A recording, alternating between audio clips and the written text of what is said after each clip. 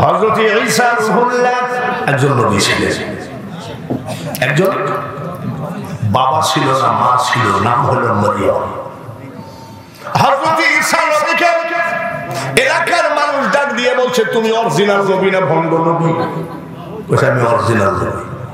Original নবী যদি হও তাহলে আমাদের কবর থেকে একটা লাশ উঠায় দাও, যদি লাশ না উঠায় দিতে পারো তাহলে তোমার খবর আছে। এবার কবর থেকে লাশ উঠানো না উঠানোর মালিক তিনি কে? ঈসা আলাইহিস সালাম। খবরদার, আল্লাহর হুকুম ছাড়া কিছু হবে না। ঈসা আলাইহিস সালাম বলেন, মাবুদ আজ আমি মহা বিপদের সম্মুখীন। বলে কেন? এলাকার মানুষ আমাকে কবর থেকে লাশ উঠায় দিতে বলেছে, লাশ না উঠাইতে পারলে আমার তো খবর হবে, কি করা যায়? আমার আল্লাহ বলে, আমি তোমাকে নবী করে পাঠাইছি, তোমার তো কষ্ট আমি আল্লাহ সইতে পারি না। তুমি এলাকার মানুষগুলোকে সঙ্গে করে গোরস্থানে যাবা, কবরের উপরে হাত দিয়ে বলবা কুম বিইজনিল্লাহ, বলার সাথে সাথে লাশ উঠে দাঁড়িয়ে যাবে। এলাকার লোকজনকে বলছে চলো গোরস্থানে চলো, লাশ উঠাতে পারবা তো? হ্যাঁ হ্যাঁ। যে দেখো লাশ না উঠালে গোরস্থানই থাকা লাগবে, চলো যা। আবার কিছু কিছু লোক টিটকারি মারে, ভাই সাইড মাইডে থাইকে দৌড় মারতে হবে। কবরের উপরে হাত দিয়ে বললেন কুম বিইজনিল্লাহ, সঙ্গে সঙ্গে লাশ উঠে বলতেছে, যুবক ছেলেরা ভালো করে শোনো, আসসালামু আলাইকুম চাচা। কবরের ভিতরে যদি যায়, আমাকে যদি কেউ বলে আসসালামু আলাইকুম চাচা, তাহলে মনে করে আমার ভাইস্তি টাইস্তি হবে না। তারপরে বলে আসসালামু আলাইকুম, প্রথম হলো আসসালামু আলাইকুম চাচা যান, আর এবার বলছে আসসালামু আলাইকুম। বাবা তুমি দুইবার সালাম দিলা কেন? বলে চাচা যান, প্রথম সালাম হলো আমার বাবা, আমি নূহ নবীর ছেলে, আমার নাম শাম।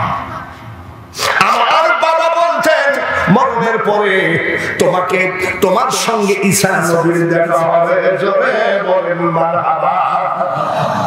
মরণের পরে তোমার সাথে ঈসা নবীর দেখা হবে, ওনার বাপ বলতেন। আল্লাহর হাতে কত ক্ষমতা, কত ডিজাইন, আর আমরা সামান্য টুপি দাড়ি মিলাদ কিয়াম নিয়ে মারামারি ফাটাফাটি। আল্লাহর রহস্যটাকে আপনি বুঝতে পেরেছেন? আল্লাহর ওলি মনসুর হাল্লাজকে জেলখানার মধ্যে ঢুকাইয়ে দিয়েছে কাজী। কাজী জেলখানার ভিতরে ঢুকাইয়ে দিয়ে 1.5 মাইল দূরে চলে গেছে, তালা মারি চাবি কাজী সাহেবের পকেটে। বলতেছে, ও মনসুরের সাথে একটা কথা ছিল, আচ্ছা আগামীকাল জেলখানা খুলে তারপরে বলবো। এমন সময় বলছে আসসালামু আলাইকুম, কি কথা ছিল বলে? বলে মনসুর তুমি? বলে হ্যাঁ। বলে জেলখানার চাবি যে আমার কাছে। শরীয়তের বিধান অনুযায়ী যে মনসুর অ্যারেস্ট হয়েছে সে কিন্তু জেলখানায়, আমি কিন্তু সেই মনসুর না। খোদার কত ব্যাপার, এইগুলোকে নিয়ে রিসার্চ করতে করতে 40 বছর কেটে গেল। ইব্রাহিম আদম বলখির তিনি বলতেছে 40 বছরের খোঁজে আজরাইলের শক্তি কত। আজরাইল যখন আমার বুকের উপরে হাত মারলো, পার তালু থেকে মাথার চামড়ি পর্যন্ত আমি ভয়ে ঘেমে গেলাম। এতদিন কবরে শুয়ে আছি, এই ঘাম আমার গা থেকে এখনো শুকায় না। এর নাম হলো আজরাইলের চাপ, আর এর নাম হলো গোরস্থান। সেই গোরস্থান রাজশাহীতে একটা গোরস্থান আছে। গাড়ি ড্রাইভারকে দাঁড় করে বললাম একটু জিয়ারত করে আসি। মেলা কবর, বিশাল একটা উঁচু কবর। সে জায়গায় যাই কেবল আসসালামু আলাইকুম ইয়া আহলাল কুবুর, আউযু বিল্লাহি মিনাশ শাইতানির রাজিম, বিসমিল্লাহির রহমানির রহিম। জিয়ারত করতেছি আমি, আমার মনে আমি জিয়ারত করতেছি, আর ওই কবরের ওই পাশে ফিস ফিস করে আওয়াজ। আমার আবার লোম খাড়া হয়ে গেছে, কোনো ভূত মুত না। আপনার কি ভয় লাগবে না? রাত 3টার সময় একলা একলা আপনার বাপের গোরস্থানে যাইন, এক নাই, কাউকে নিয়ে যাবেন না। আপনার বাপের কবরের পাশে যাই বলবেন আসসালামু আলাইকুম ইয়া আহলাল কুবুর। আপনার আব্বা যদি বলে কেমন আছিস, কেমন হবে? আপনার কি হবে তা জানি না, তবে আমার খবর আছে। আমি ফিস ফিস করে আলোচনা হয় কি ব্যাপারটা কি, তাড়াতাড়ি মোনাজাত করে আমি চলে যাব, ভয় ভয় লাগে। তো দেখি বের হতে ওই সাইড একটা উড়না দেখা যায় মেয়েদের, তো দেখছি যুবতী জিন দেখতেছি কবরের পাশে কি করতেছে। ওই সাইড আসতে করে যাই, দেখি যুবক আর যুবতী কবরের উপরে হাত দিয়ে বলতেছে এখন তো তুমি ভালোবাসতেছ, পরে আবার তালাক মালাক দিবা।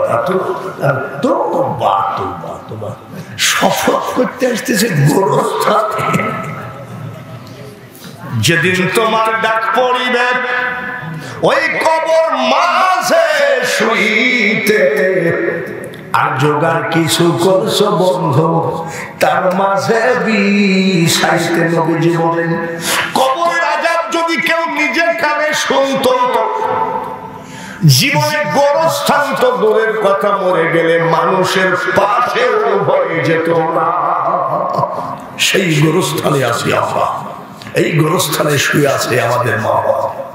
তারা কি চায়? তারা চায় এক মন গম, এক মন ধান, এটা তো সবকে জারিয়া। তারা চায় কে যাও না পথিক রাস্তা দিয়া হাঁটিয়া, সূরা ফাতিহা সূরা ইখলাস যাও না একবার পড়িয়া। যুবক আপনি জানেন না আপনার মা চিৎকার করে কান্নাছে, পেটে করে টানতে গিয়ে আমি তোর মার কোষে লাগতে পারিনি, আমি তোর বাবা কামলা দিয়ে খেয়েছি, রিক্সা ভ্যান চালিয়েছি, ক্লান্তি এসে নামাজ ছেড়ে দিয়েছি, বৃষ্টি বন্যার পানিতে গোরস্থান ডুবে যায়, আমি তোর মা বাপের কবরের আগুন নিভে না। গোরস্থানে আসেন, মনটাকে নরম করে দেন। কোন সন্তান যদি এক ফোঁটা চোখের পানি ছেড়ে দিতে পারো, নবীজি বলেন ওই চোখের পানির ছেলে তোর নাকের আগা পর্যন্ত আসার আগে আল্লাহ তাআলা তোর মা বাপের জন্য জাহান্নামের আগুন মাফ করে দেয়। সেই গোরস্থানের কাছে আপনারা বসেছেন, আপনাদের বাৎসরিক জালসা, আপনার মা বাপ কত শান্তিতে আছে আত্মাগুলো, যে আমার সন্তানগুলো এসেছে। তা আমার মনে হয় যতগুলি কবর আছে এখানে, তার বাড়ি পিছে যদি একটা করে লোক আসতো তাও লোক ধরত, এত এত লোক হতো। কিন্তু আমাদের খেয়াল নেই, ও গেছে গেছে। তুমি যদি তোমার মার কবর জিয়ারত না করো, তোমার মার দোয়া না করো, তোমার কপালের দোয়া জুটবে না। এটা ভালো করে মনে রেখো। সাহাবী বলেন স্ত্রীকে, স্ত্রী আমি সফরে বের হয়ে গেলাম, আমি না আসা পর্যন্ত বাড়ির বাইরে যাইও না। স্বামীর অর্ডার। আচ্ছা, স্বামীর হুকুম ছাড়া কি বাড়ির বাইরে যাওয়া যাবে? আর উনি বলছে আমি না আসা পর্যন্ত বাড়ির বাইরে যাইও না। আমাদের বউরা হলে কি বলতো, তুমি এমন কি হয়েছ যে তুমি বাইরে থাকবা আর আমি তোমার বাড়ির ভিতরে খাসার মধ্যে থাকবো? এইরকম বউ আমাদের বর্তমান। সাহাবী সফরে চলে গেলেন। মেয়েদের প্যান্ডেল আছে, মেয়েদের প্যান্ডেল আছে, মাসাসিরা আপনাদেরও কিছু কথা আছে। আপনাদের একটা কথা বিরুদ্ধে হবে না, সব আপনাদের পক্ষে হবে। বের হয়ে চলে গেলেন সাহাবী। একদিন দুদিন পরে এক লোক বাড়ির গেটে এসে সালাম দেয়, আসসালামু আলাইকুম ইয়া আহলাল বাইত। ঘরে কে আসেন সালাম নেন। পর্দার আড়াল থেকে বলে এ বাড়িতে কোনো পুরুষ নাই, আপনার সামনে যেতে পারবো না। বলে মা গো, আমার সামনে আসা লাগবে না, আমি আপনার বাবার বাড়ির থেকে আসছি। আপনার বাবা যাই অবস্থা, উত্তর দিকের মাথা করে মৃত শয্যায় শুয়ে আছে, এত বেলা আছে কি নাই জানি না। যতই ফতোয়া দেন, মা তো বাপ তো বাপই, মা তো মাই। বোরখা লাগিয়ে পর্দার সাথে, না ডিজিটালের মতো, ডিজিটাল না পর্দা, পর্দার সাথে গিয়ে আমার নবীর কাছে গিয়ে কয় আসসালামু আলাইকা ইয়া রাসূলুল্লাহ। নবী গো, আমার স্বামী তো সফরে গেছে, আমার স্বামী বলে গেছে আমি না আসা পর্যন্ত বাড়ির বাইরে যাই না। এখন তো অবস্থা অন্যরকম, আমার বাবা তো এত বেলা বাইসে আছে কিনা তাও তো জানি না, বাবা মৃত্যু শয্যায়, এখন আমি কি করি?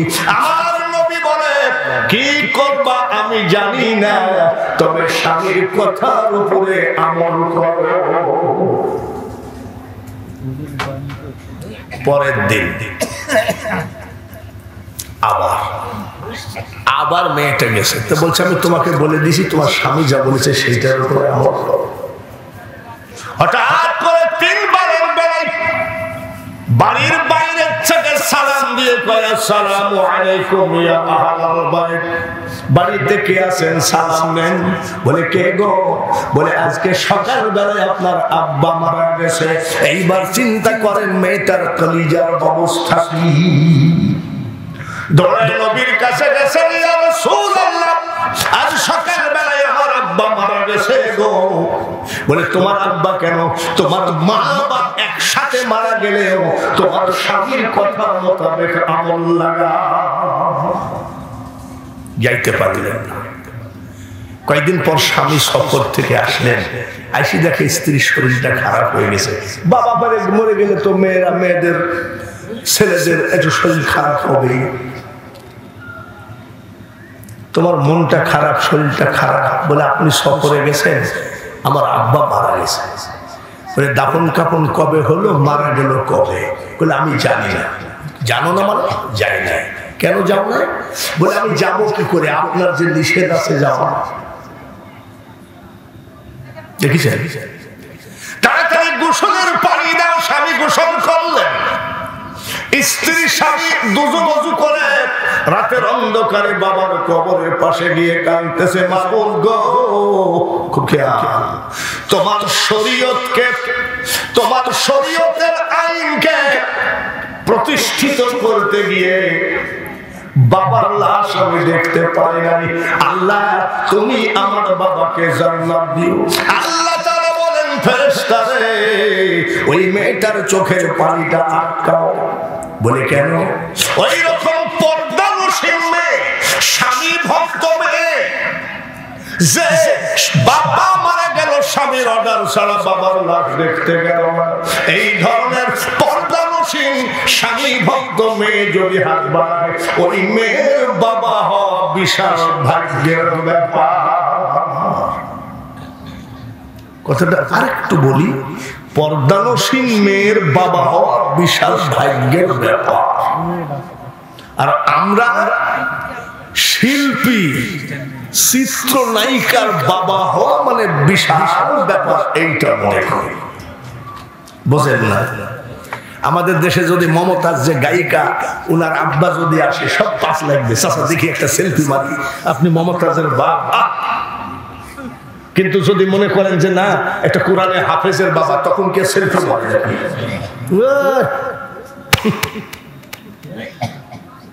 এমন আযাব দিবে রে ভাই ওই কবরের ওই মাটিতে, আর গলা ফেটে পড়বে রক্ত চিৎকারের ওই চোটেতে।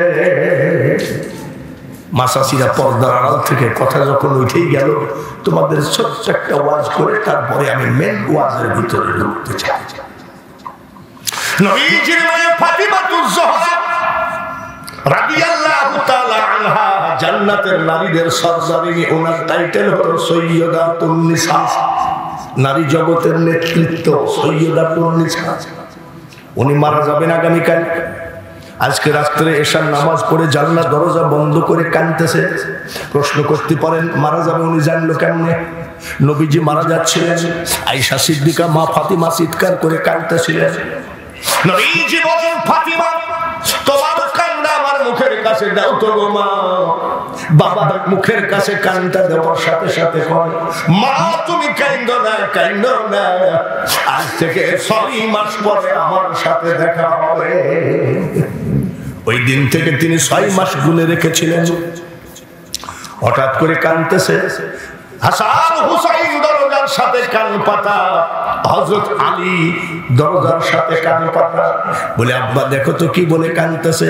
মা চাচিরা খেয়াল করে শোনো গো, ছেলের জন্য কান্দে না, স্বামীর জন্য কান্দে না, উনি কান্দেন মাবুদ গো, আমি আপনার হাবিবের মেয়ে, জীবনে কোনোদিন আমার মাথার চুলের আঘাত কোন পুরুষে দেখে নাই, আমার গায়ে আমার স্বামী ছাড়া কেউ টাচ করে না, কিন্তু মাবুদ গো আগামীকালকে যে আজরাইল এসে আমার বুকে হাত দিবে, এই লজ্জায় যে আমি মরে যাচ্ছি। আজরাইল যে কালকে এসে আমার বুকে হাত দিবে, এটা কি করে হতে পারে? তাই তিনি চিৎকার করে কাঁদতেছেন। বুঝলেন? মুসলমান জিন্দেগি স্বাধীন নয়, মুসলমান মানে পরাধীন, কিন্তু পরাধীন পাকিস্তানের কাছে নয়, ভারত বাংলাদেশের কোন নেতার কাছে নয়, আমরা পরাধীন হলো আল্লাহর কোরআনের কাছে। ইচ্ছা করলেই একটা কিছু করা যায় না। মা ফাতিমা কাঁদেন, মাবুদ আজরাইল জীবন দেওয়ার সময় আজরাইল লাগে না, আর জীবন দেওয়ার সময় আজরাইল লাগবে কেন? তুমি এসে নিয়ে যাও। আজরাইল আমার গায়ে হাত দিক, আমি এটা চাই না। এইটা যদি নবীজির মেয়ে কান্দে, ও মা বোনেরা, আপনারা যে দর্জির দোকানে গিয়ে পুরুষ দর্জি দিয়ে জামার মাপটা দেন, আপনার জন্য জান্নাতের দরজা খোলা হবে কিনা জানি না। ঠিক এখনো তো ওয়াজ শুরুই হয় না, এখন ঠিক ঠিক বললে হবে, কেবল ভূমিকা চলতেছে। রাজি আছেন নাকি? তাই লা ইলাহা লা ইলাহা লা ইলাহা ইল্লাল্লাহ মুহাম্মাদুর রাসূলুল্লাহ। মুহাব্বতের সাথে পড়ি আল্লাহুম্মা সাল্লি আলা মাওলানা ওয়া আলা আলিহি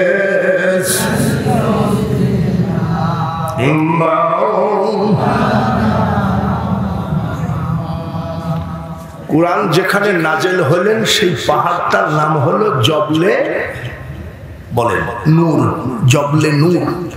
যারা হাজি দেখেছেন, ছোট্ট একটা জায়গার ভিতরে নবীজি বসেছেন, ওই জায়গায় কুরআন নাজেল হয়েছে। খাবার টেনেছেন মা খদিজাতুল কুবরা, নবীজি খাচ্ছেন আর মা ফাতিমা খদিজা বসে আছেন। নবীজির চেহারা, খদিজাতুল কুবরার চেহারাটা একটু ফ্যাকাশি টাইপের। তো নবীজি খাতে খাতে জিজ্ঞাসা করছে, আচ্ছা তোমার চেহারাটা ফ্যাকাশি কেন? তো বলছে আপনার আর আমার এক বেলার খোরাকি ছিল, তা আমি তো মেয়ে মানুষ, না খাইলেও চলে, বা সময় তো বাড়িতেই বসে থাকি, আর আপনি যে কোরআনের জন্য পাহাড়ের ভিতরে বসে থাকেন, ওই খাবারটা আমি 9 দিন আপনাকে খাওয়াচ্ছি, 9 দিন আমি পানি খেয়ে খেয়ে খাওয়াচ্ছি। জান্নাত কি বাঙালি হুজুরের বাপের নাকি? জান্নাতের মালিক হলেন আল্লাহ। আর ওই জান্নাতে যারা গেছে তাদের ইতিহাসগুলো দেখো। আর আমাদের সেদিন এই যে বানছে না ইউটিউবওয়ালারা, এখান থেকে খুলতেছে, এখান থেকে হাত দূরে, ওর হাতে মনে হয় বিড়ির গন্ধ ছাড়া কিছু নাই। এইখান থেকে খুলতেছে, এইখান থেকে বিড়ির গন্ধ আসতেছে, তার মানে যার বিড়িতে দেহ গন্ধ, তার নাম আসলে, তার ওজনও নাই, কিন্তু কোকে মরবে না। হ্যাঁ, আচ্ছা ওই ছেলেটাকে আমি যে বললাম যে তুমি পিছিয়ে আসো, কারণ তো আমার পর আমার কোনো রাগ আছে নাকি? এখানে মুরব্বীরা বসে আছে, তুমি ব্যারিকেডস পায়ে দিয়ে ওখানে বসা এমন কেমন একটা হয় না, যার জন্য আমি বলেছি একটু সরে আসে। তার কারণ আদব কায়দা না শিখলে সে জাতি কোনোদিন খোদা পায়, কিন্তু খোদার রহমত পায় না।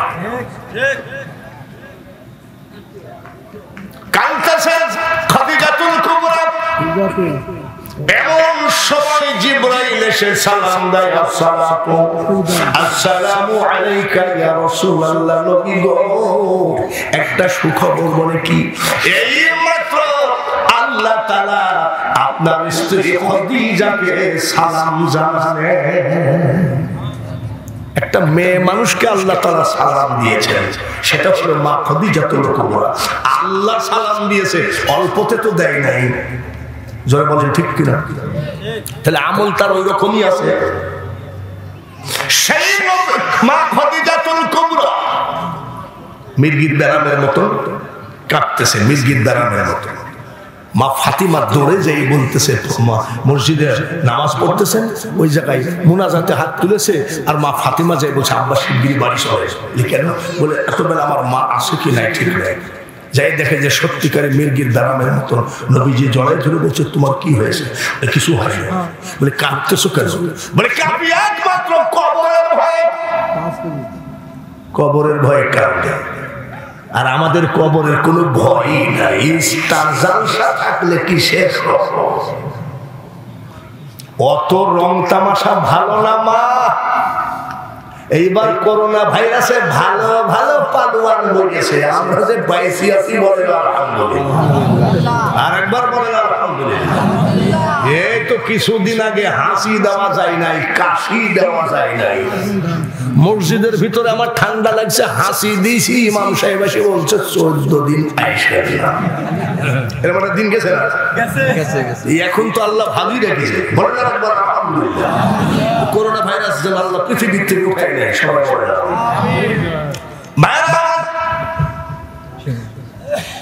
কেন কাঁদতেছ? কি অসুখ? বলে অসুখ নাই। কাঁদতেছ কেন? বলে নবী গো হঠাৎ করে বসে থাকতে থাকতে কবরের চিন্তা এসে গেল।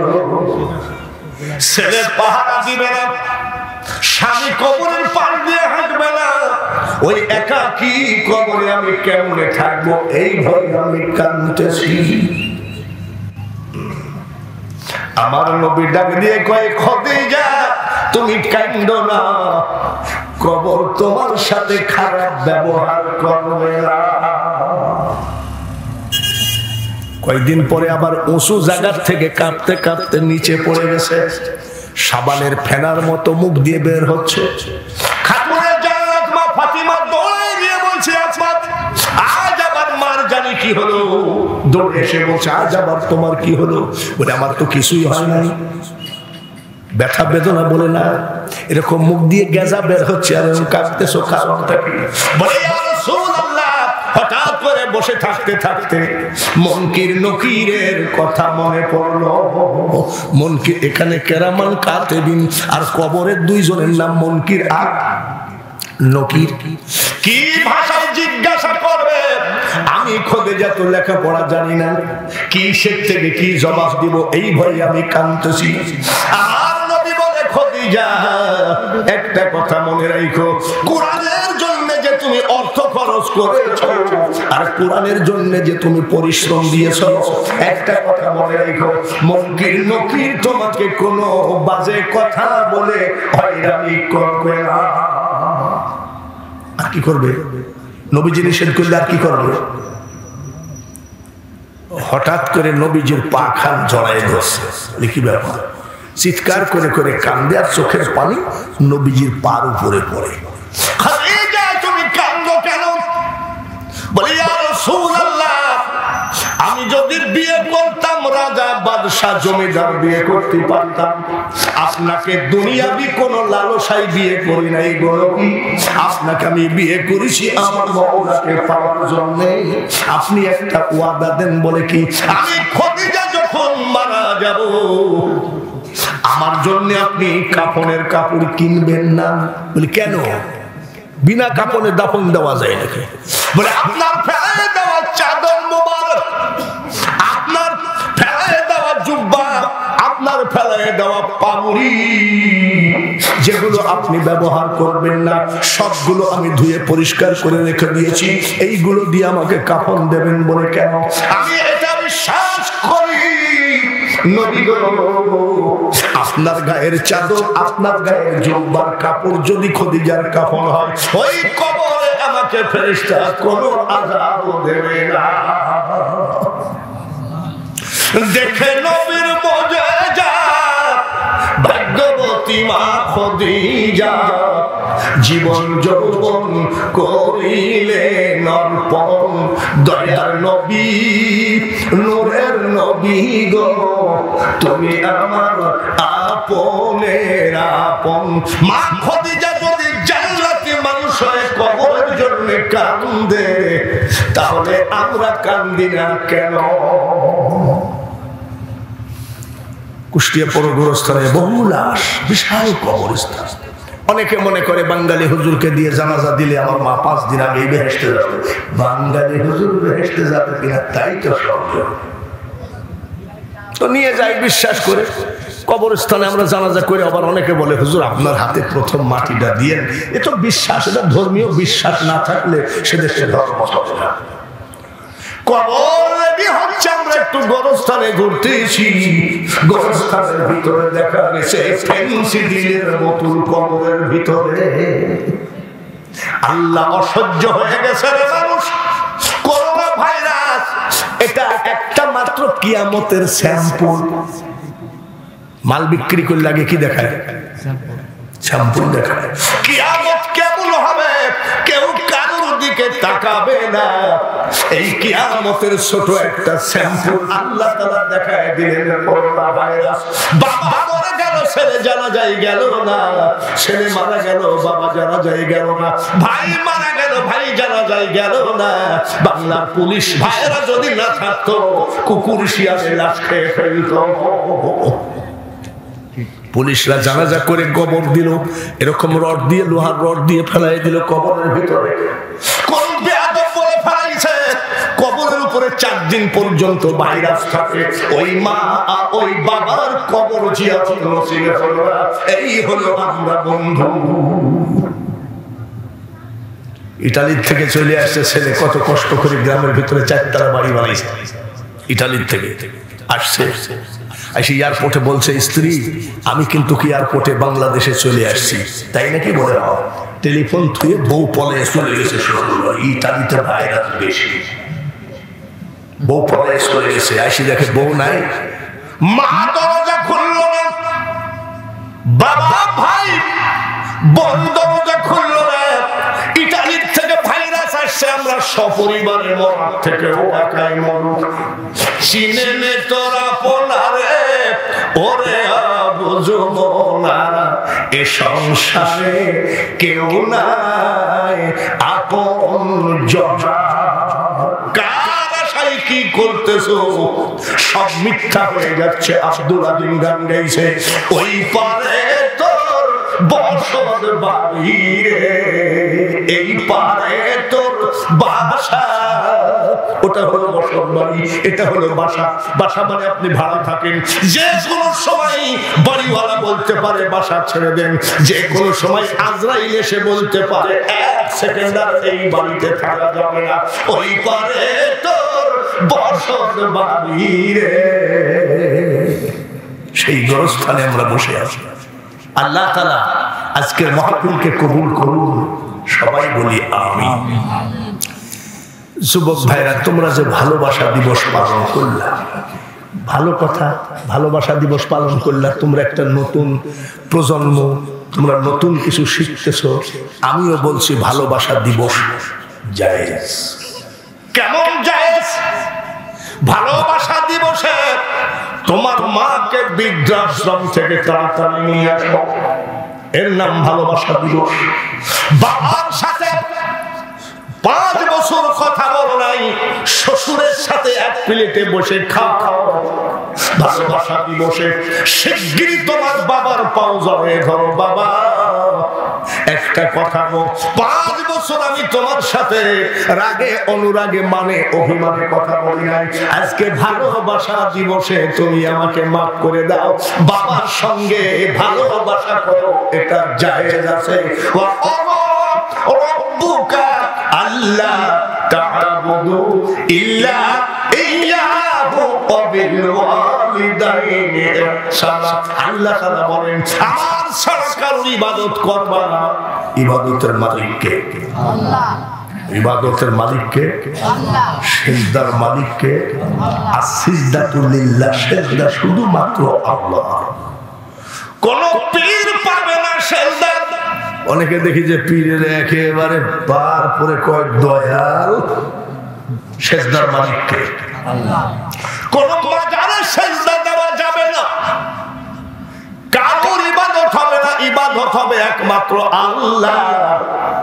আরেকটা মনে রাখতে হবে, আল্লাহর ইবাদতের পরে তোমার মা বাপের প্রতি ইহসান করো। মা বাবাকে কুকুর শিয়ালের মতন ফেলায় রেখে শ্বশুর বাড়িতে কালার টিভি।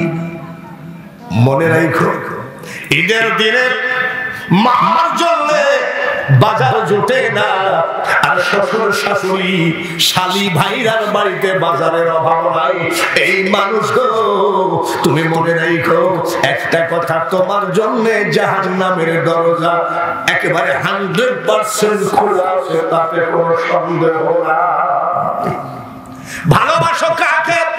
নবীজি বলেন কোন এতিমকে যদি চাইতে খেতে দাও আর খেতে যদি নাও দিতে পারো, একটু যদি ভালোবাসা দিয়ে হাতটা বোলায় দাও, নবী বলেন আমার জান্নাত আর তোমার জান্নাত পাশাপাশি হবে। এইসব ভালোবাসা ভালোবাসা করিস আর এক যুবতীর সাথে পচা ভালোবাসা শিগগির তাড়াতাড়ি ছেড়িয়ে দেয়। এর মতন পচা ভালোবাসা কিছু নেই। তার কারণ এই বয়সে কত সওয়াল যে আমার কাছে আসছে, কেন কত টাকা খরচ করেছি, ওয়াদাও দিয়েছে কোরআন শরীফ মাথায় হাতে করে মেসে, মানে এক মেসে লেখাপড়া করেছে, মেসের ভিতরে দুখানা কোরআন শরীফ শুয়ে আছেন। আল্লাহ তাআলা বলে যে নবীকে স্বপ্নে দেখলে জাহান্নাম হারাম। মারহাবা। আমার আপনার নবীকে স্বপ্নে দেখলে দুজক মা, দুজক। আর সরাসরি আবু বকরের রানের পরে মাথা দিয়ে শুয়ে আছে, তাহলে কি হবে? তাহলে কি হবে? হযরতে আল্লাহ তাআলা বলেন সাপরে গুহার সাপ, আমার হাবিব যার রানের উপরে মাথা দিয়ে ঘুমায় আছে তাকে তো জান্নাত দেওয়াই লাগে, কিন্তু জান্নাত এত সহজ নয়। পরীক্ষা না করা পর্যন্ত আমি আল্লাহ কাউকে জান্নাত দিই না। পরীক্ষায় পাস আর অটো পাস একই ব্যাপার না। এবার তো সওয়াল পড়া সব অটো পাস। আহা, আমার এক ভাইস্তি আমি বুঝবি পরে। তার কারণ লেখাপড়া করে পরীক্ষা দিয়ে পাশ করার অটো পাস একই কথা নাকি? হতে পারে। সবল দিল একটা। আল্লাহ তাআলা বলছে যত বিষ আবু বকরের গায়ে লাগায় দাও। সাপ সমস্ত বিষ লাগায় দিল। আবু বকর সমস্ত বিষের যন্ত্রণায় একবার বিষ করে নাই, এক সুতার পরিমাণ হযরতে আবু বকর মরে নাই। তার কারণ আমি সাপের বিষের যন্ত্রণায় মরে যেতে পারি, কিন্তু আমার নবীর যেন ঘুমের ক্ষতি না হয়, এর নাম হলো নবীর ভালোবাসা। মসজিদে নববীতে সাদত নবীজি বলছে যুদ্ধ বিগ্রহে কে কি দান করবা দান করো। সবাই দান করতেছে, মারহাবা বলে। সাহাবী বলতেছে আমি 4 আনা সংসারের জন্য রাখলাম, আর যেহেতু নবী আপনার জবান দিয়ে চাইছেন আমি 12 আনা দিয়ে দিলাম। তুমি কি দিলা? বলে হুজুর আমি 8 আনা রাখলাম, 8 আনা দিয়ে দিলাম। তুমি কি দিলে? আর এক সাহাবী কয় হুজুর আমি সংসারের জন্য 12 আনা রাখলাম আর 4 আনা দিলাম। নবীজি তাকাতাকি করে, বলে কি ব্যাপার? আমার পাগল আবু বকর আসে না কেন? তাকায় দেখে হযরত আবু বকর আসতেছেন, উটের পিঠে হাড়ি পাতিল ডেকসি শাবল কুদাল সব আনতেছে। নবী জিজ্ঞাসা করে আবু বকর দেরি কেন? বলে আপনার জবান দিয়ে চাইছেন, যার জন্য এত দেরি। বলে ব্যাপারটা কি? বলে কোনো কিছু তো রাখা যায় না, সব গুছাইতে আমার একটু দেরি হয়েছে। আবু বকর কি দান করলা আর কি সংসারের জন্য রাখলা? ইয়া রাসূলুল্লাহ আমি সংসারের জন্য রেখেছি লা ইলাহা ইল্লাল্লাহু মুহাম্মাদুর রাসূলুল্লাহ। এর নাম হলো আবু বকর। হযরত আয়েশা সিদ্দিকাকে নবীজি বলেন, আরে আয়েশা, আকাশে যতগুলি তারা আছে এই তারাকে 10 দিয়ে গুণ দিলে যা নেকি হয়, এতগুলো নেকি ওমরের আমলনামায় আছে। হযরত আয়েশা সিদ্দিকা বলছেন, তাহলে আমার আব্বার কি হবে? যার যার তো একটা নিজের টান তো আছে। নবী বলেন, আয়েশা গো, আল্লাহ তাআলা আমাকে দোস্ত ডেকেছেন, আর আমি দুনিয়ায় যদি কাউকে দোস্ত ডাকতাম সেটা ছিল তোমার বাবা আবু বকর। দেখেছেন তারা নবীকে ভালোবেসে আজকে কোথায় পৌঁছাইছে। আর আপনি পচা ভালোবাসা করতে যাই, নামাজ নাই, রোজা নাই, ঠিক আছে, আপনি নারীকে ভালোবাসেন, তা আপনি ওই ভালোবাসার গোলাপের ফুলটা নিয়ে আপনার ইমাম সাহেবকে দিয়েছেন। ইমাম সাহেব জিজ্ঞেস করছে, কেন দিলেন? বলছে 10 বছর ইমামতি করি, আজকে ভালোবাসা দিবস, আপনাকে যে কত ভালোবাসি তার প্রমাণ। আপনি 5 বছর ইমাম মুয়াজ্জিন আযান দেয়, মুয়াজ্জিনকে ফুলটা দিয়েছেন। বলে বাবা কি জন্য ফুল দিলা? বলে আজকে ভালোবাসা দিবস। আপনি 5 বছর আমরা কম্বল গায়ে দিয়ে ঘুমায় থাকি, আর আপনি 5 বার ডেকে দেন আজকে ভালোবাসা দিবস, সেই ফুল তার প্রমাণ। ইমাম পাইল না, মা পাইল না, বাপ পাইল না, আর পাইল কারা? হাসতেছে। এখনো তো তোমার মোষ ওঠেনি, মোষ উঠলে তুমি ভালোবাসার ব্যাপারটা বুঝে না। হ্যাঁ, এক যুবক আসি কয়, আসসালামু আলাইকুম ওয়া রাহমাতুল্লাহ। সৌদি আরব থাকিস? দেখি যে জায়গায় কয়টা চুল রেখেছে, গুড়া 30-এ। এই যে আজ বাবা সেলুনে, কোন সেলুনে চুল দাড়ি শেভ করছো? বলে কুষ্টিয়া ভিআইপি সেলুন। বলে লাপিত কানা না টেরা? বলছে না, কানাও না টেরাও না, চোখ তো ভালো। বলে ভালো করে আইনায় দেখ, অল্প একটু বাইদে আছে। বলে না হুজুর, বাইদে নাই, এটা বর্তমানে চলতেছে। বর্তমানে চলতেছে মুসলমানের ছেলেরা কি শুরু হয়ে গেল। অথচ আমার এক ভাইস্তি মুফতি, এত বড় দাড়ি, আমাকে বলছে আব্বা তো, মা তো বৃদ্ধ হয়ে গেছে, চাচা একটা বিয়ে, তাহলে তুমি মেয়ে দেখো। আমার তো টাইম নাই বাবা, আমরাও দেখতে থাকি, তুমি দেখো। ওরা 2 বন্ধু মিলে একটা মেয়ে দেখতে গেছে। তো 2 বন্ধু এক চেয়ারে বসে আছে, 2 চেয়ারে, আর আমার ভাতিজা এসে মৌলানা সাহেব বসে আছে চেয়ারে। তো মেয়ে নিয়ে আসছে, মেয়ে এসে আমার ভাতিজাকে কয়, আসসালামু আলাইকুম সালাম। ও তো রাগের জ্বালা এসে বলতে থাকে বিয়েই করবো না। বলে আমি হলাম বিয়ের বর, আর আমাকে বলতেছে চাচা কেমন আছে। জোরে বলেন ঠিক কিনা? বেশি লাফালাফি করো না, বেশি লাভবান হবা না। তার কারণ কড়া ক্লান্তিতে তোমাকে হিসাব নিকাশ দিয়েই কবরে যেতে হবে। জোরে বলুন ঠিক কিনা? বন্ধুগণ, সেটা কথা না, কথা হলো নবীজির ভালোবাসা। ওয়াজটা হচ্ছে নবীজির ভালোবাসা। ভালোবাসা দিবস জায়েজ, কিন্তু নবীর সঙ্গে ভালোবাসা। তোমরা যে গান গাইছো দুঃখ দিয়ে, ভালোবাসার গান, সুখ যদি পারে বন্ধু যত খুশি, সবাই জানে, কিন্তু ব্যথা দিয়ে যাওয়ার গান, দুচোখ আমার নদী হইল, কানতে কানতে দুচোখ নদী হয়ে গেছে, চিটার বাচ্চা চিটার। গানটা হবে কি মুসলমানের, মন যদি দিতে হয় নবীকে দিও, ঠিক না? উম্মতের কষ্ট যত না নবী সইতে পারে না, ওই নবীজির মহব্বতে দরুদ পড়িও। মন যদি দিতে হয় নবীকে দিও। আমাদের গ্রামের দূর সম্পর্ক চাচাতো ভাই, 3 বউ চলে গেছে। 3 বউ চলে গেছে। তো টাক পড়াতে, টাক পড়লে অনেকে সাইড দিয়ে চুল থাকে না, তো ওর আবার সাইডের চুলও উঠে গেছে। সরিষার তেল মাখলে টিউবলাইটের মতন ঝকঝক করে। আমি বসে আছি, দাঁড়ায় আছি, ও জানেনি যে পিছনে আমি এসে দাঁড়ায় আছি। একটা ব্রিজের উপরে বসে আছে, 2টা ম্যাচ দিয়ে গান গাচ্ছে। বউ কয়টা গেছে? 3টে গান গায়। আগে যদি জানতাম রে বন্ধু দাঁড়াও গান শোনো। তুমি যাইবা যে ছাড়িয়া দুসরম বাঁধিয়া রাখতাম মাথার চুল দিয়া রে। আমি এই বাটপার তোর মাথায় তো চুলই না, এইসব ভোয়ার গান পাইছিস কোথায়? আসছিস গাদা তোরা? এ দুঃখে চালাই আমি এসব বলতেছি, তার কারণ এসব কি হচ্ছে? নবীর ভালোবাসা নাই, মার ভালোবাসা নাই, উস্তাদের ভালোবাসা নাই, কি বলে ইমামের ভালোবাসা নাই, আর ভালোবাসা খালি নারীর ভালোবাসা। এখনো কি ওয়াজ শুরু হয়েছে না? সেই ভূমিকা চলতেছে। দাঁড়াও, তোমরা খেলা দেখো আজকে। জোরে কর নারায়ে তাকবীর। গান চাদরটা মসজিদে নববীর বারান্দায় বিছায়া দিলেন। সুবহানাল্লাহ। তোমরা কে কি পারো যুদ্ধ বিদ্রোহে দান কর, দাও দাও। নবীর গান চাদর সাহাবীরা দান করে। হযরত আবু বকরের দান করতে করতে আর কিছু দান করার মতন নাই।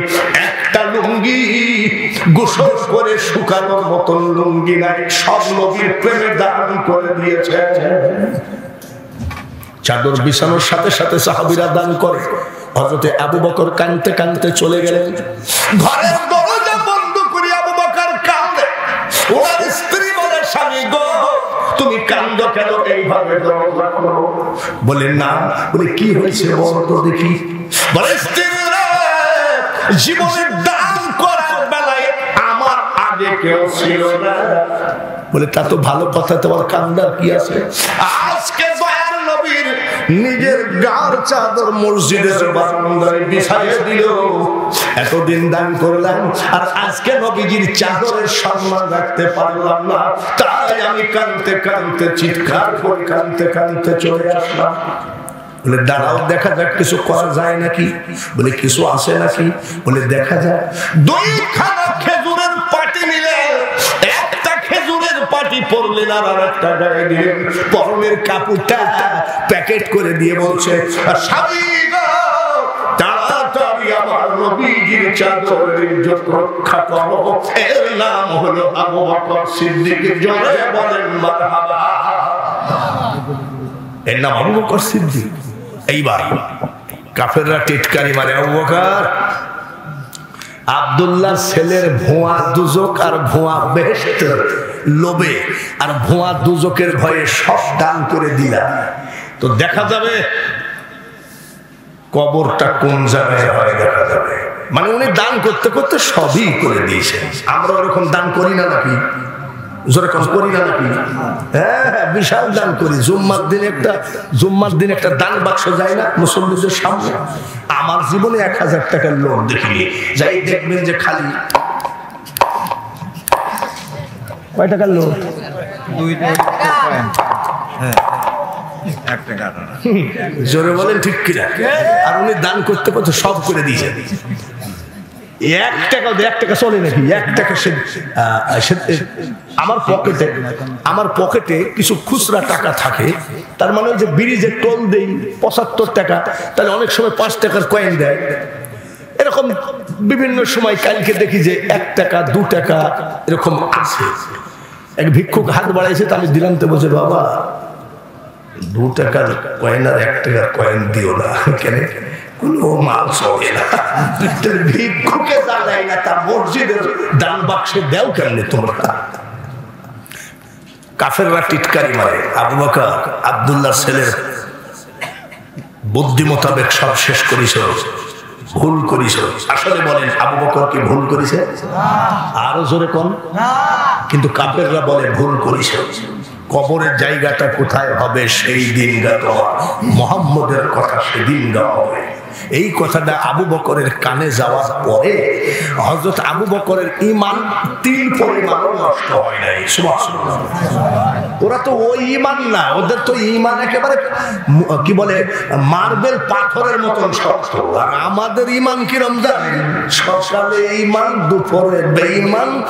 বিশাল মসজিদ, ফজরে 10 জন, জোহরে 3 জন, আসরে আবার 7 জন, মাগরিবে একটু বাড়ে 15 জন। এর সাথে ইমাম আর মুয়াজ্জিন ছাড়া কেউ নাই। অথচ মসজিদ বিশাল লম্বা করে তুলে রেখেছে। ঠিক কিনা? আরে আমাদের এলাকার ভিতরে মোড় হবে, বিভিন্ন মোড় আছে না, মোড়ের নাম হবে বুখারি মোড়, মেশকাত মোড়, মানে ওখানে বুখারি শরীফ নিয়ে আলোচনা করা হয় চার দোকানে, সেই মোড়ের নাম হবে কি? বুখারি মোড়। নাকি এক জায়গায় কোরআন নিয়ে চা খায় আর কোরআনের আলোচনা হয়, ওটা হবে কোরআনি মোড়। নাকি কোরআনি মোড় জীবনে পাইছেন? বুখারি মোড় পাইছেন?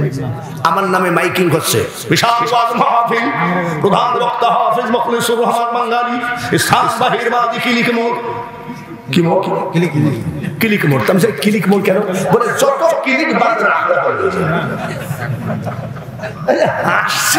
বাবা সেদিন আবার এক জায়গায় ওয়াজ করলাম, বাইকিং হচ্ছে, বিশাল ওয়াজ মাহফিল, বাগওয়ান টেনশন মোড়। আর একটা মোড় পাইলাম, টেনশন মোড় কেন?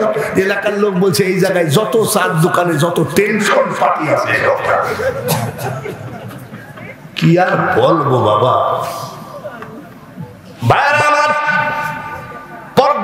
মা বোনেরা ভালো করে শোনো, হযরত আবু বকরের তিল পরিমাণ ঈমান নষ্ট হয় না, কিন্তু মনে একটু ব্যথা পাইছে।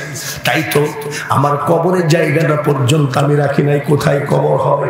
হযরত আবু বকরের সান নামাজ পড়ে কান্নাকাটি করে ঘুমিয়ে আছে, আমার নবী স্বপ্নের মধ্যে হাজির, জোরে বলেন মারহাবা। এত গল্প দেই, কই আন্তর্জাতিক খ্যাতি সম্পন্ন বক্তা, এই পর্যন্ত নবীর চেহারা তো দেখলাম, কিন্তু এর ভিতরে এমনও আল্লাহওয়ালা লোক আছে নবীকে দেখিছে। এর ভিতরে না থাকলে কমপক্ষে গ্রামের ভিতরে দুই একটা আল্লাহওয়ালা লোক আছে যে স্বপ্নের ভিতরে নবীকে দেখিছে। নবীকে দেখিলে যে তোমার জন্য জাহান্নাম মারহাবা, সেই নবী হাজির। আবু বকর তুমি কান্নাকাটি করো না, কবর তোমার জন্য রেডি। আমি আখিরি পয়গম্বর বলছি, তুমি কবরের জন্য রেডি হও। এই স্বপ্ন দেখি উনি ফজরের নামাজ পড়ে ইমামতি করে মুসল্লির দিকে ঘুরে খালি কাঁদতেছে, চোখের পানি পড়তেছে।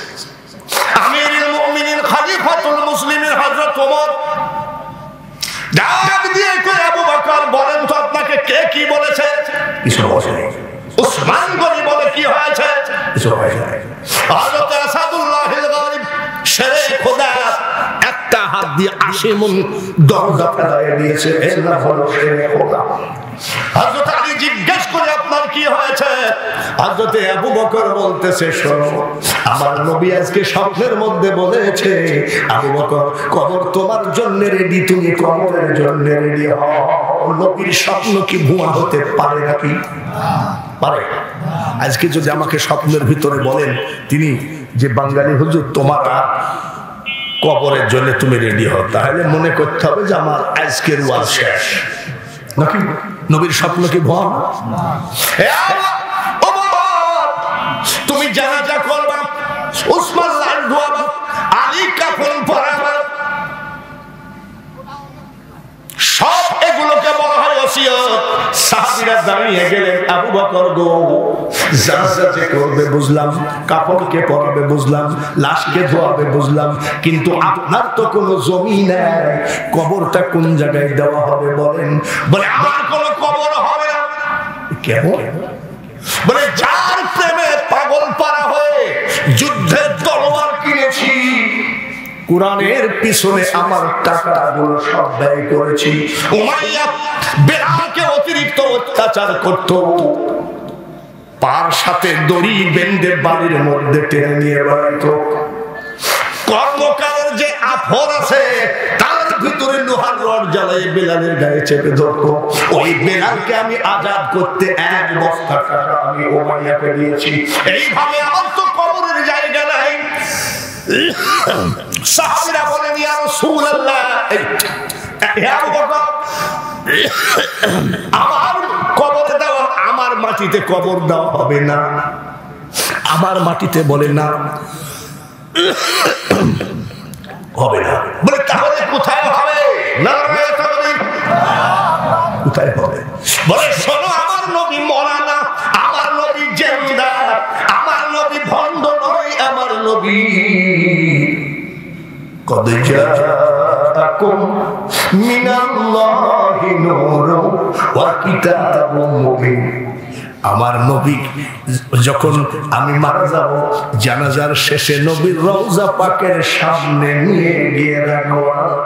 আমার নবীর রওজা থেকে যে জায়গায় দাফন করতে বলবেন ওই জায়গায় কবর দিবা। আর যদি নবী না বলে তাহলে আমি আবু বকর মনে করব আমার দান খয়রাত কবুল হয় না। আমার লাশটা পাহাড়ের মধ্যে ফেলাই দিও, শিয়াল কুকুরে খাইলেও আমার জীবন ধন্য হয়ে যায়, এটা ওসিয়ত করে চলে গেল। যদি কোন চরমনার ময়দান থাকে না লেখা, আপনাদের চরমনার পীরের নাম ইসহাক সাহেব, ওনার ছেলে ছিল ফজলুল করিম মুনিনা, মাওলানা ইসহাক রহমতুল্লাহ আলাইহি বাংলার বিখ্যাত কান্দার ওলি কারি ইব্রাহিম রহমতুল্লাহ আলাইহির মুরিদান। এই কারি ইব্রাহিম রহমতুল্লাহ আলাইহি নবীজির রওজা জিয়ারত করতে কেমন সালাম দিলেন, আর নবী রওজা থেকে বলে ফেললেন ওয়া আলাইকুমুস সালাম। কারি ইব্রাহিম সাহেব, কারি ইব্রাহিম রহমতুল্লাহ আলাইহি রওজার কিনারে দাঁড়িয়ে কাঁদতেছেন।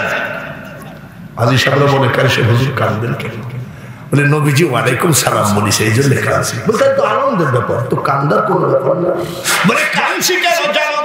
1400 বছর আগে যে নবী মারা গেছে, এখনো যদি সালামের জবাব রিটার্ন দেয়, ওনার কদম মোবারকটা বের করে দিলে আমি একটু সোমা দিয়ে ঘরে ফিরে যাইতাম। আমার মতন মুইতি পানি লেওয়া নাই, গাজায় দম মারা এইসব মুরিদ কি নবীর স্বপ্নে দেখে?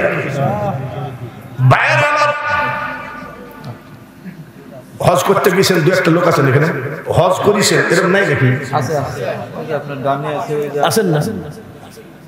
একেবারে নবীজির রওজার কিনারে হযরত আবু বকরের রওজা নাকি, ওই জায়গায় রাখা হলো। 1-2 ঘন্টা কোনো খবর হলো না। হযরত ওমর রাদিয়াল্লাহু তাআলা আনহু বলেন, ইয়া রাসূলুল্লাহ, ইসলাম আজকে ধ্বংস হয়ে গেল। বলে কেন? আবু বকরের লাশ কি পাহাড়ের মধ্যে ফেলাইতে হবে? বলে না। বলে কেন ফেলাইতে হবে?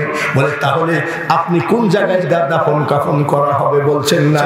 রওজা থেকে বলে, আরে ওমর, ইসলামকে তো দুর্বল মনে করো না যে আবু বকর পর্বতের গুহার মধ্যে থেকে সাপের কামড় খেয়ে পড়ালো না, যে আবু বকর কাফেরদের মধ্যে বকুসু করে যাইতো।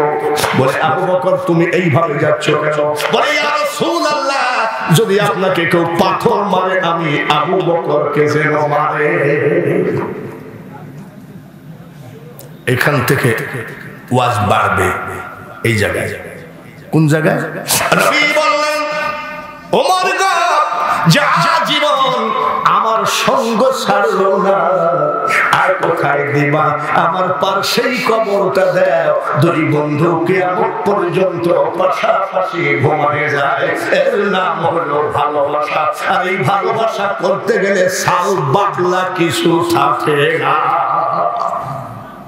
এই যে হাজিরা হজ করে এসছে, খুব এবারে ফ্লাইটে গেছে আর ফ্লাইটে আসছে, আরামে গেছে। হজরে আসওয়াদে সুমা দিতে গেলে আমার বুকের খাঁচাটা ভেঙে যায়, এত ভিড় নাকি। তারপরে আমরা তো একটু দুর্বল, ওই যে নাইজেরিয়ার মাল আছে এইরকম কারণ, এই মিশমিশি কাজ। আমি হজরে আসওয়াদে সুমা দিতে পারি না, তবে 10-12 জন ছেলে সেটিং করছি যে ভাই তোমরা আমাকে একটু সুমা দিয়ে দাও। তো সবাই একেবারে এইভাবে 10-12 জন যুবক আমাকে ধরি, কেবল সুমা দিব আর আধা হাত মতন আছে।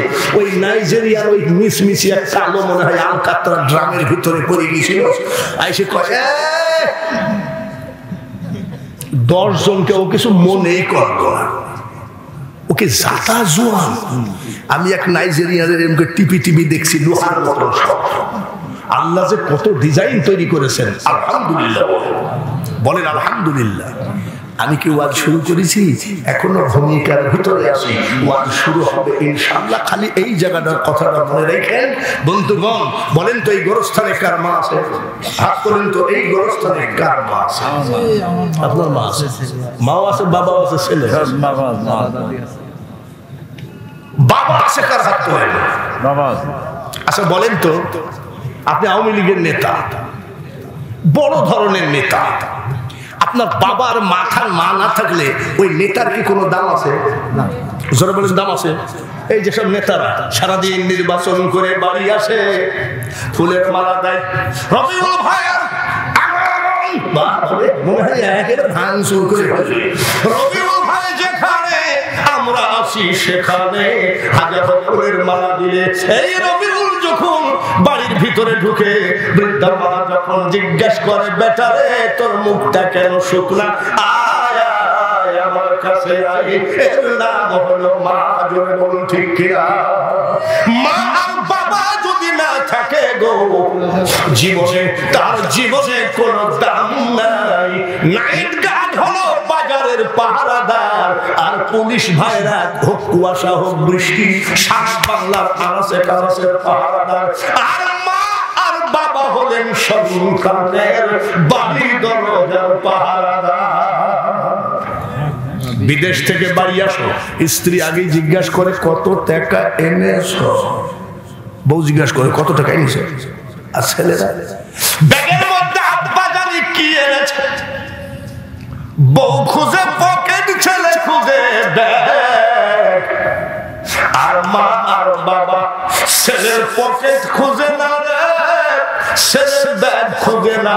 মা আর বাবা দেখে আমার ছেলের মুখটা কেন শুকনা, ঠিক কিনা? সেই মা বাবা কবরে দেখি কোন দরদি, মার দরদি আসো, ভালোবাসা তো বহুত টাকা।